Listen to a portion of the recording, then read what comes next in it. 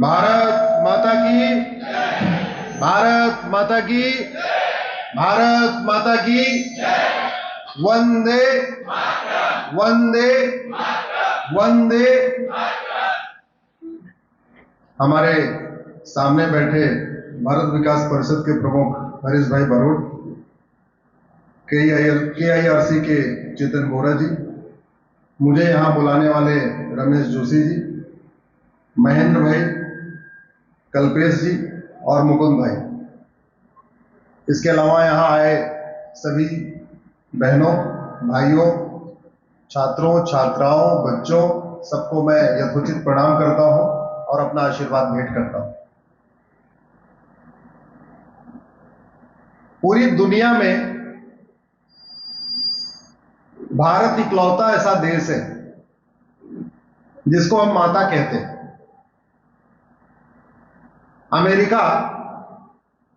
America के लोग माता नहीं कहते, क्या कहते हैं? फादर। रूस को लोग फादर कहते हैं। तो पूरी दुनिया में या तो लोग अपने देश को कुछ कहते ही नहीं है, कुछ ऐसे देश हैं जिनको कुछ नहीं कहते हो, कुछ ऐसे देश हैं जिसको फादर कहते हैं। भारत इकलौता ऐसा देश है जिसको फादर नहीं कहते, क्या कहते हैं? माता। पूरी दुनिया में 1100 रिलीजन है। कितने रिलीजन है? 1100। इकलौता रिलीजन, इकलौता धर्म सनातन धर्म है जहां पे लड़कियों की पूजा होती है। 1100 यानी 1999 रिलीजन में लड़कियों की पूजा का कोई प्रावधान ही नहीं है। वहां फीमेल की पूजा होती ही नहीं है, केवल मेल की पूजा होती है। और भारत में उल्टा है। कोई एक त्योहार बताओ जहां बच्चों की पूजा होती हो, है क्या कोई? लेकिन साल में 2 बार नवरात्रे में किसकी पूजा होती है? लड़कियों की। तो भारत माता है। और हमारे देश में मनुस्मृति में लिखा है, नारी तू नारायणी। नारी क्या है? तू देवी है। ऐसा दुनिया के किसी और रिलीजन में नहीं है। यत्र नारंती पूज्यते रमन्ते तत्र देवता। जहां नारी की पूजा होती है वहां देवता निवास करते हैं। ऐसा किसी भी और रिलीजन की किताब में लिखा ही नहीं है। इससे समझा जा सकता है कि हमारे पूर्वजों ने, हमारे ऋषियों ने, हमारे मुनियों ने किस परंपरा की शुरुआत किया, हमारे वेद पुराण में क्या परंपरा शुरू की गई। लेकिन यह दुख रहा कि हम बीच में अपने कुछ पूर्वजों की गलती के कारण 700 साल गुलाम रहे। और याद रखिए, परिवार का मुखिया अगर गलती करता है तो उसका खामियाजा एक परिवार भुगतता है। गांव का मुखिया गलती करता है तो उसका खामियाजा एक गांव भुगतता है। लेकिन जब राज्य का मुखिया गलती करता है तो उसका खामियाजा पूरा राज्य भुगतता है। और हमारे पूर्वजों से गलती हुई। अदरवाइज जिसको पता हो कि हमारा दुश्मन है, ये लुटेरा है, ये डकैत है, ये हमारा घर लूटने आया है, उसको कोई 18 बार माफ कर सकता है क्या? जोर से बोलिए जरा। तो भूल हुई कि नहीं? गलती हुई कि नहीं? और उस गलती का खामियाजा हमने लगभग 500 साल झेला।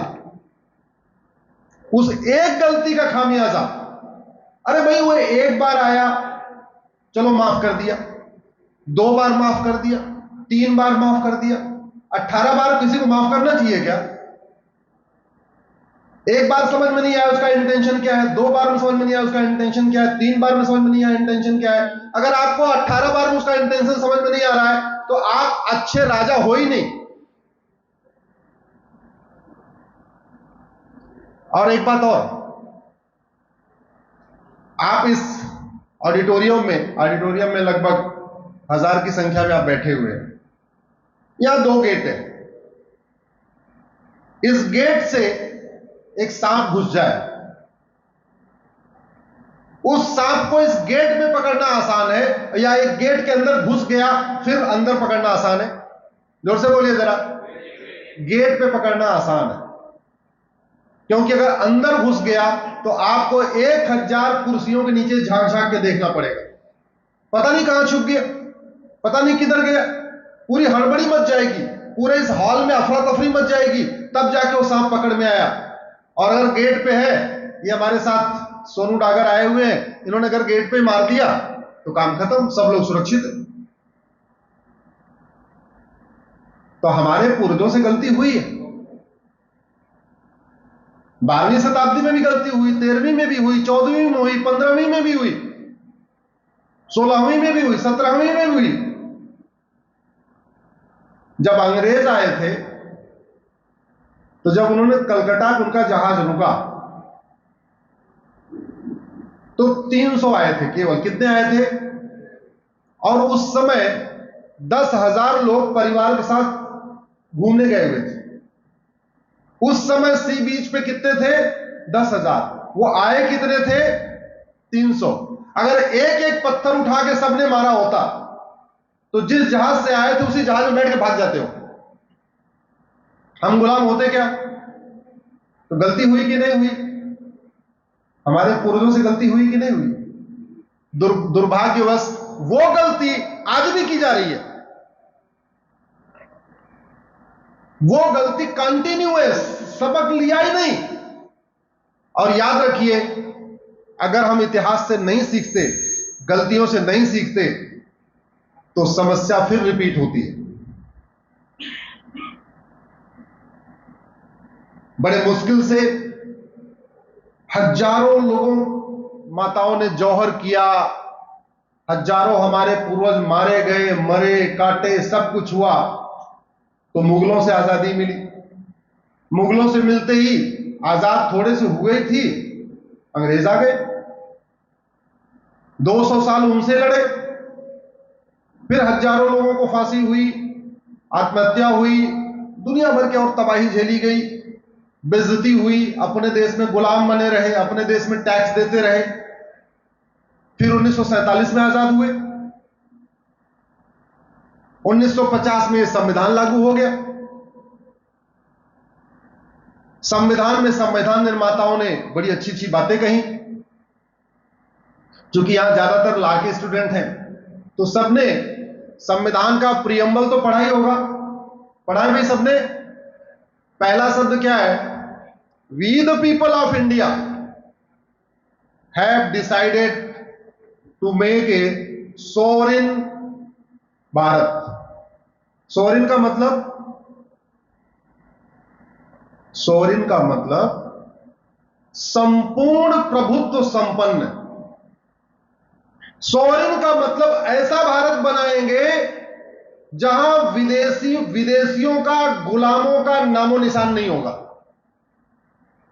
न गुलामी का नियम होगा, न गुलामी का कानून होगा, न गुलामी की भाषा होगी, न गुलामी का रीति रिवाज होगा, न गुलामी की परंपरा होगी, न गुलामी की पुलिस व्यवस्था होगी, न गुलामी की टैक्स व्यवस्था होगी, न गुलामी की न्यायिक व्यवस्था होगी, कुछ न गुलामी की प्रशासनिक व्यवस्था होगी, कुछ भी गुलामी का नहीं होगा। आज गुलामी खत्म हुई क्या? जोर से बोलिए। गुलामों की पुलिस व्यवस्था, गुलामों की वकालत, गुलामों की न्यायिक व्यवस्था, गुलामों की प्रशासनिक व्यवस्था, गुलामों की भाषा, सब कुछ तो गुलामी है। तो गुलामी हो खत्म हुई क्या? संविधान निर्माताओं ने क्या कहा? हम एक सोवरेन भारत बनाएंगे। कैसा भारत बनाएंगे? आप लोग बहुत गंभीर मत होइए, ऐसा ना हो कि बस मैं बोलता रहूं, आप ध्यान से सुनते रहो। वैसे सुनना चाहिए, लेकिन जब मैं कुछ पूछूं तो जोर से जवाब दो। आपका ये वीडियो 3 से 5 करोड़ लोगों तक जाएगा।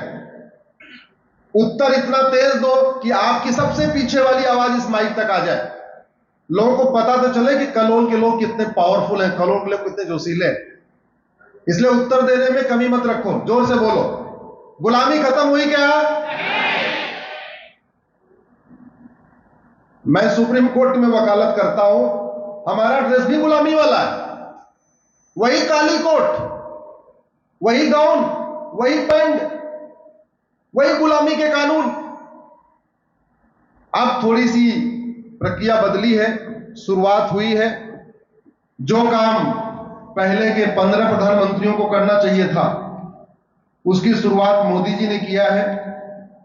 जिन अंग्रेजी कानूनों को नेहरू जी को खत्म करना था, गुलजारी लाल नंदा को खत्म करना था, लाल बहादुर शास्त्री को खत्म करना था, इंदिरा गांधी को खत्म करना था, मोरारजी देसाई को खत्म करना था, चरण सिंह को खत्म करना था, इंदिरा गांधी को खत्म करना था, राजीव गांधी को करना था, विश्वनाथ प्रताप सिंह को करना था, चंद्रशेखर को करना था, नरसिम्हा राव को करना था, वाजपेयी जी को करना था, देवगौड़ा को करना था, गुजराल जी को करना था, मनमोहन सिंह को करना था। वो काम अब कौन कर रहा है? तो इसलिए एक बार सब लोग मोदी जी के लिए जोरदार बोलिए, भारत माता की। अब तक 1500 कानून खत्म हो गए हैं। पहले तो छोटी मोटी कटाई शुरू हुई थी, सफाई शुरू हुई थी, निराई गुड़ाई शुरू हुई थी। अब बड़े पेड़ों को काटा जा रहा है। 1860 का इंडियन पिनल कोड भी बदला जा रहा है, 1861 का पुलिस, 1872 का एविडेंस एक्ट भी बदला जा रहा है, 1998 का सीआरपीसी भी बदला जा रहा है। तो अब बदलाव आ रहा है। अच्छी बात यह है कि अभी आप लोग कॉलेज में हो, जब तक निकलोगे तब तक बदल चुका होगा, इसलिए आपको ज्यादा मेहनत नहीं करनी पड़ेगी, नई वाली आपको याद करना पड़ेगा। हम लोगों के सामने समस्या हो गई कि हम इतने दिन से पुरानी वाली याद कर रहे थे, अभी पूरा मिक्स हो गया है। हम 302 मर्डर याद कर रहे थे, अब 302 चेन स्नैचिंग होने वाला है, तो हम लोगों के लिए समस्या बढ़ने वाली है। वीके न्यूज, राष्ट्र के नाम।